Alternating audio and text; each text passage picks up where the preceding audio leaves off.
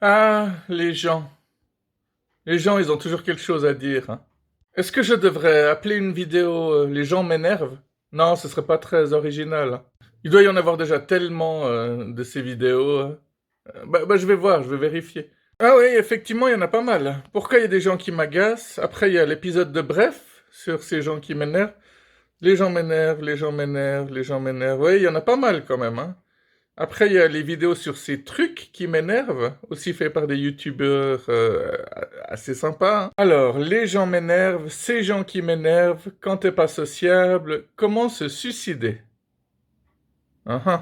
Bon, c'était peut-être pas une très bonne idée de regarder cette liste, mais bon, on sait qu'elle existe. Cette liste, on sait qu'elle existe. Ça, c'est pas mal comme titre aussi, hein. Parce que je m'amuse régulièrement à écrire des pages et des pages de chouettes titres, mais pas forcément pour mes vidéos, aussi pour des nouvelles, des romans, des chansons, n'importe quoi. Là, je prends un peu le temps de faire cette vidéo, un peu pour me défouler, même si j'aurais bien voulu faire d'autres vidéos, peut-être un peu plus constructives et pouvoir avancer, évoluer plus rapidement, mais je peux pas, parce que les gens m'énervent. Parmi ces phrases débiles, il y a le fameux quand tu demandes à quelqu'un comment ça va et que la personne te répond bah le soleil est revenu, ça peut que aller. Ouais, bof. Va dire ça à tous les innocents qui sont en prison. Va dire ça à tous ceux qui viennent d'apprendre qu'ils ont une maladie incurable. Va dire ça à ceux qui viennent de subir un décès dans leur entourage. Va dire ça aux pays en guerre. Va dire ça à ceux qui sont sensibles au soleil et qui peuvent pas sortir parce qu'ils ont la peau tellement claire qu'ils crament, ils bronzent pas. Non mais c'est quoi cette manie de dire bah oui, bien sûr que ça va depuis que le soleil est revenu, tout va bien. C'est un peu comme ces gens qui disent ah on est dimanche, on peut enfin se reposer. Ces gens-là ils pensent pas du tout à tous ceux qui bossent le dimanche. Et si tu expliques qu'il y a des gens qui bossent le dimanche, ils vont te répondre ouais mais bon ils ont un autre jour de congé. Mais non, il y a des gens qui bossent 11 jours d'affilée, 11 jours d'affilée, oui. Ça m'est arrivé quand j'étais dans ma station-service. Il y avait des conditions totalement illégales, mais tout le monde s'en foutait. À les stations-service, ils ont assez d'argent pour avoir des bons avocats et pour envoyer se faire foutre le service de l'hygiène, par exemple. Donc les conditions des employés, le fait qu'ils sont payés au lance-pierre, ça, tout le monde s'en fout. Je pourrais en parler des heures de mes conditions quand je bossais dans une station-service. Et j'avais l'intention de le faire, c'est juste que ça me saoule. Alors je faisais partie des employés qui ont rapidement pris beaucoup de place. Je suis quelqu'un qui peut prendre beaucoup de place rapidement, comme vous l'avez remarqué. Mais je suis un peu tout et son contraire, parce que je peux aussi être extrêmement discret. Je peux être à une soirée avec des amis et puis ne pas sortir un mot de la soirée. Ça m'empêche pas d'écouter, hein. Mais des fois, j'écoute même pas, c'est vrai. Mais tout ça, c'est une autre histoire. C'est un peu, je vais partir dans mille directions si je laisse mon cerveau divaguer comme il veut. Parce que si j'écoute pas les gens quand ils parlent, parfois c'est uniquement parce que je suis hypersensible, parfois c'est uniquement parce que j'ai un trouble de l'attention, parfois c'est les deux. Les gens hypersensibles, ils sont un peu dans leur monde, hein. Les sons, ils les entendent plus fort, les odeurs, ils les sentent plus fort aussi. Du coup, ils sont beaucoup plus facilement distraits par tout ce qui se passe autour. Quand quelqu'un parle, les images, ils les voient beaucoup plus défiler. Alors, tous les hypersensibles ne sont pas complètement, totalement similaires, mais il y a des points communs.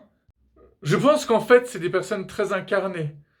Le plaisir, ils le ressentent 2 fois plus que quelqu'un de normal, mais du coup, la souffrance, ils le ressentent 2 fois plus aussi. Et en ce qui concerne mon trouble de l'attention, ça fait que mon esprit non seulement part dans tous les sens, mais j'oublie facilement les trucs qu'on m'a dit à court terme. Par contre, les souvenirs d'enfance et d'adolescence, là, ils sont bien stockés. Et là, c'est marrant parce que je me souviens de trucs dont personne d'autre se souvient. Donc, un de mes meilleurs amis m'a appelé le spécialiste des voyages dans le temps, ce qui est complètement génial. Oui, une fois de plus, il se reconnaîtra.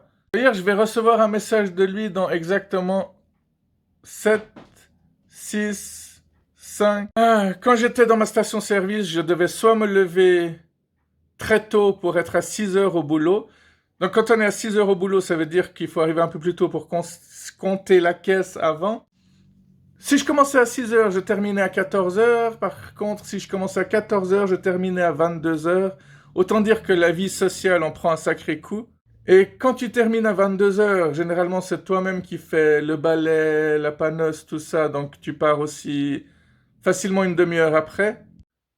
Une fois par mois, on me faisait faire des fermetures suivies d'ouvertures, ce qui fait que je terminais à 22 heures et je réouvrais le lendemain à 6 heures du matin. C'est totalement illégal aussi.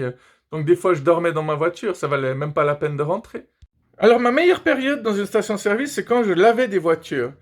Parce que là, je recevais tellement de pourboires le matin que j'achetais mon repas de midi avec tout ça. C'était la belle vie à l'époque.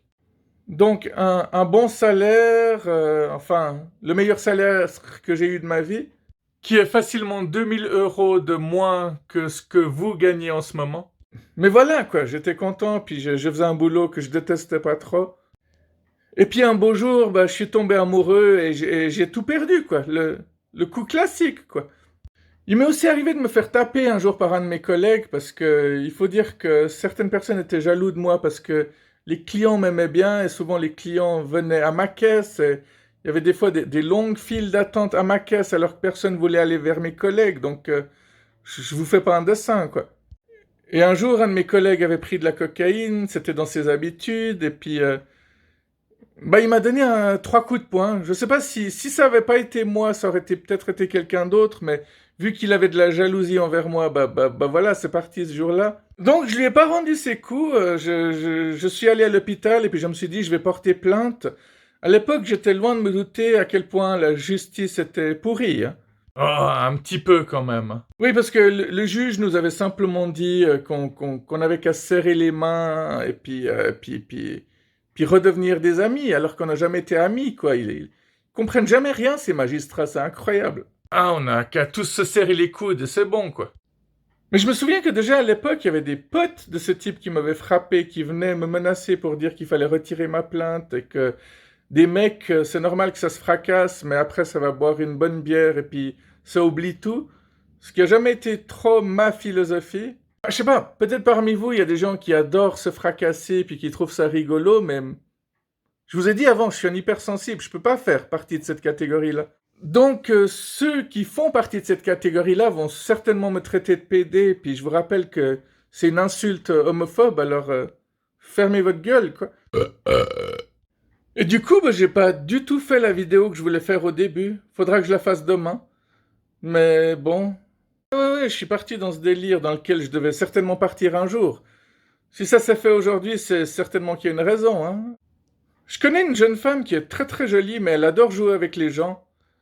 Et c'est le genre de personne à mettre des gros décolletés, puis après à mitrailler les mecs du regard en disant regarde-moi dans les yeux, espèce de gros pervers détraqué.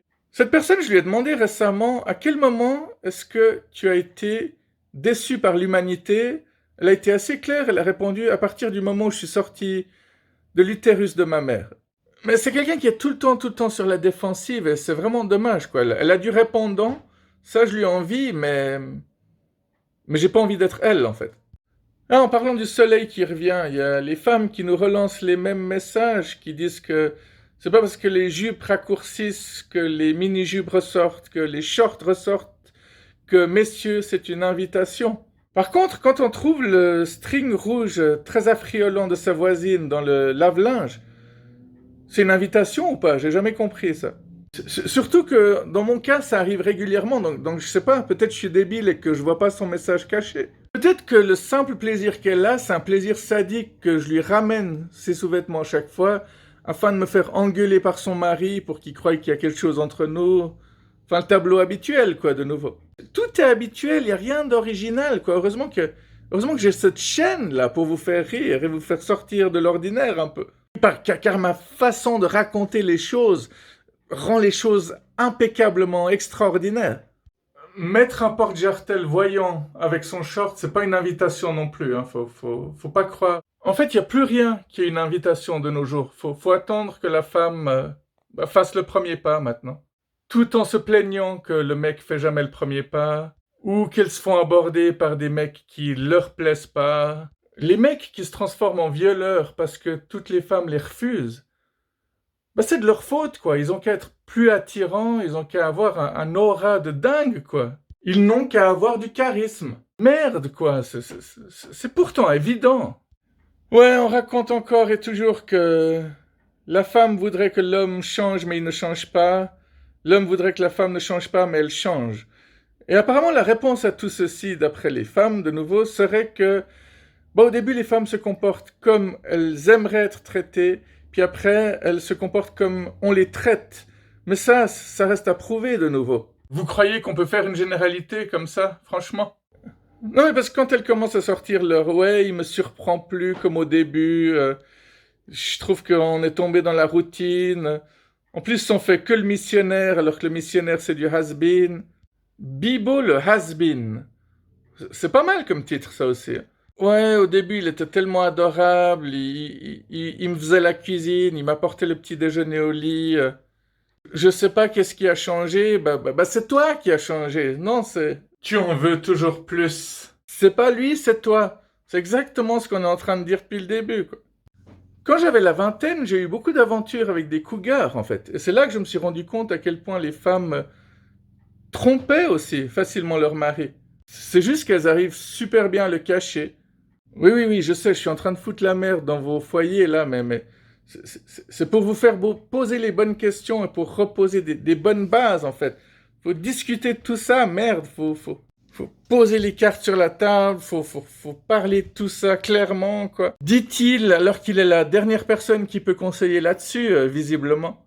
Bon, je vais m'arrêter là parce que c'est vrai que les vidéos trop longues... Bon, en général, une vidéo trop longue, c'est quand elle atteint les 20 minutes, donc ça va. Les miennes dépassent quasiment jamais les 15 minutes. Mais je pense que j'ai assez parlé de nouveau. Et finalement, les points importants dont je voulais vous parler, je les ai lancés par-ci, par-là. Si cette vidéo vous a apporté quelque chose, tant mieux. Si elle vous a rien apporté, tant pis. C'est comme ça, ma foi, qu'est-ce que tu veux? Ça, c'est tellement débile aussi comme phrase. C'est comme ça, ma foi, qu'est-ce que tu veux? Le genre de personnes qui sortent ce genre de phrases, c'est jamais des gens qui font quelque chose pour changer les choses. C'est rarement eux qui font bouger les choses. Ah, on peut pas changer les choses tout seul. Ceux qui changent les choses tout seuls finissent en martyrs, généralement. Il faut trouver tous les gens qui sont comme nous, car on n'est jamais seul. Les gens qui nous sont destinés, on les croise tôt ou tard. C'est quand même pas si mal fait. Ouais, faut vraiment que j'arrête le café. Allez, à bientôt!